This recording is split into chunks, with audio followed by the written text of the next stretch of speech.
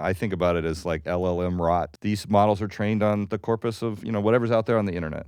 And yeah, you could pay a farm of people to go generate misinformation, and people did, right? Like, oh, go write these blog posts that have these mistruths because I'm going to try to sway public opinion on some topic that's important to me. But it was somewhat limited because you had to pay people to sit there and type this content and generate the misinformation. But now we just have generative AI that can generate an infinite amount of misinformation and pollute the internet with, it might be that 99.9999% of what's on the internet is pure misinformation, AI generated. Yeah, but, and then that gets used to train the next generation of LLMs. So how does that feedback? That always has been the case. I mean, I remember, so when one of the unsung heroes in the whole AI space is the common crawl. I mean, it's a foundation, and I believe there work like 2 people or something. It's like very tiny. But back in the day when we were working with Glove, and then we trained on like the Wikipedia, so we had this idea like, yeah, let's take some of these WARC files and then train on a bigger data set. Let's just see what happens, right? Again, I'm talking like literally like 9 years ago now or something, right? When we were like working at that late at night, at some point we had like this drinking game where you had like, shots, right? And you took a WARC file from the common crawl, and then you just typed in a random line in that file. And so if the content was in one shape or form pornographic, then you had to drink the shot. Oh, no. You were drunk in a heartbeat because the amount of crap those crawlers is insane. Yeah. You are describing a dystopian state of 99% of the web being crap. I think 99% of the web already is like a lot of crap, right? So it's like it's actually the great work that the people are doing to try to figure out, like filter out, like what's actually good information, what's bad information. Okay, but what if OpenAI is able, just yesterday they inked a deal with News Corp to license News Corp's information, so they can use, Wall Street Journal and whatever, Dow Jones, and like these news sources that News Corp owns. But News Corp is one news company. They're biased. All news sources have a bias, right? They're biased in one direction. But say the New York Times won't license their stuff to OpenAI.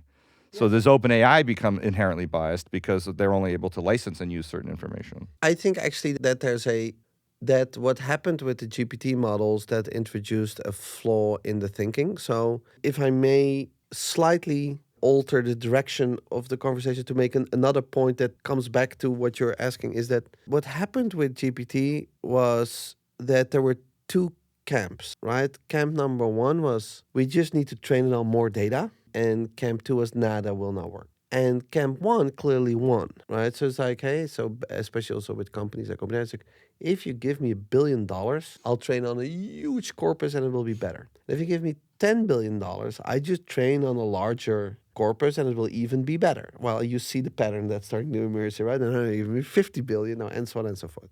But they haven't found the point of diminishing return yet. No, not yet. But, well, depends how you look at it. Because if you look, for example, going from the first GPT models, so that Gödel model, for example, from Microsoft, to the first GPT model, and then going from 1 to 2 was already so much better, but not the same delta. Going from 2 to 3 is so much better, not the same delta. It's like it's already starting to slowly curve up. And so there's like a lot of people now that also are starting to ask. So you don't think GPT-4 is 10 times better than GPT-3? Yes. And so what people are already doing is asking themselves the question, like, do we need to take a step back? And do we need to rethink how we use language in these models? And there are even people now trying to make them completely absent of knowledge, right? So that there's language understanding and relation in language, but with the least amount of knowledge as possible, right? So that you have an external knowledge source.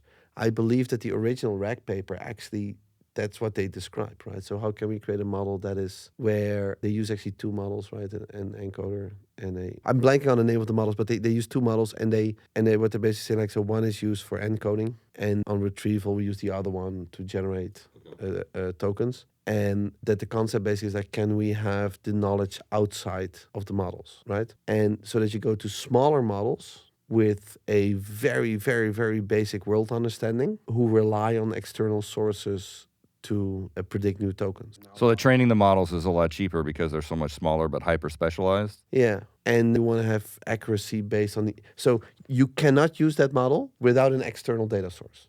It's completely useless. Because you have to feed in context in the Yes. context window to make it useful. Exactly. That is something that I'm very bullish on, right? And these models will probably be significantly smaller. So the point I'm trying to make with this is that I'm just not convinced that training on even more data, trying to get to even more data sources is gonna resolve that issue. I think it's way more gonna be more in sophistication in how these models are being trained. And I mean, luckily, because that kind of goes out of my realm of expertise, of course, because we sit in that storage and retrieval layer.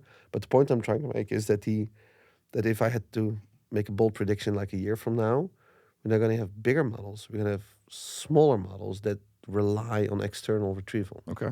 Yeah, that makes sense. Because you can only get so far by having one model that has everything. Yeah, exactly. And so the question is, do you want to capture the knowledge in the model? All the problems that you were just describing, which are very funny things, there was not a problem in the language understanding or the coherency of language generation from the models. It was in the knowledge that sat in the model. Right. And using a corpus that had things that were untrue or misinformation. If you then use retrieval, you can just say, you must base the results you're going to produce on the following information that I'm going to give you. Then you, as an end user, present it with information that is correct, right? So that's very different. And the problem that Google needs to deal with is that the use case that they have is the web.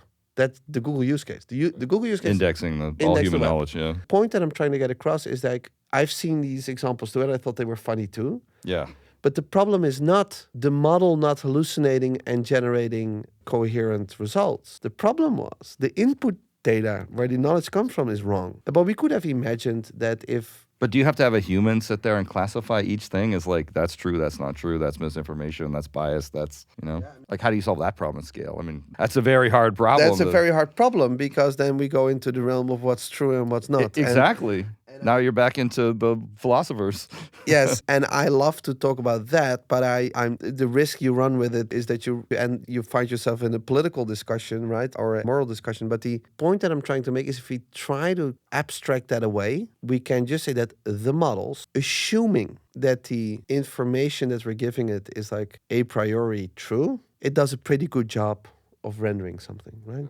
And sometimes it still hallucinates, where it just does wrong token prediction. Yeah. But you think that will be solved? Yeah, by making it by abstracting it from the knowledge it has. So let me give you an interesting example where that still goes wrong in older models. So let's say that you want to do RAG, and one of the data objects you have in database is something extraordinary happened.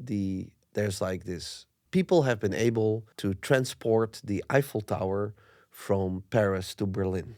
So now the Eiffel Tower is in Berlin. With the older models, so for example, GPT-2, that's open source value. If you do RAG with that older model, then a conflict starts to emerge in what it renders because you give it as, the question might be, what significant event or significant thing happened with the Eiffel Tower? From your database, it will retrieve that right information, right? So now you have that little article that says like, the Eiffel Tower is like, what an exciting thing. They moved it from the Paris to Berlin. The model will have a little bit of a conflict because of the knowledge that it has in the model, because it has so much data that the Eiffel Tower really is in Paris, right? That it might result things like, well, the Eiffel Tower was moved to Berlin, but it's probably not true because it's really in Paris and that kind of stuff.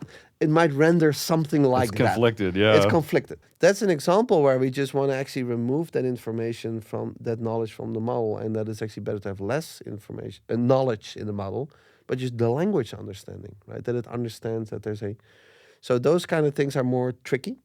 And it's interesting to see that in these RAG pipelines. But I really believe that an external data source plus smaller model with language understanding and less knowledge, so that we do not rely on the knowledge in the model, but in whatever we give it from an external source, that's the future, I think.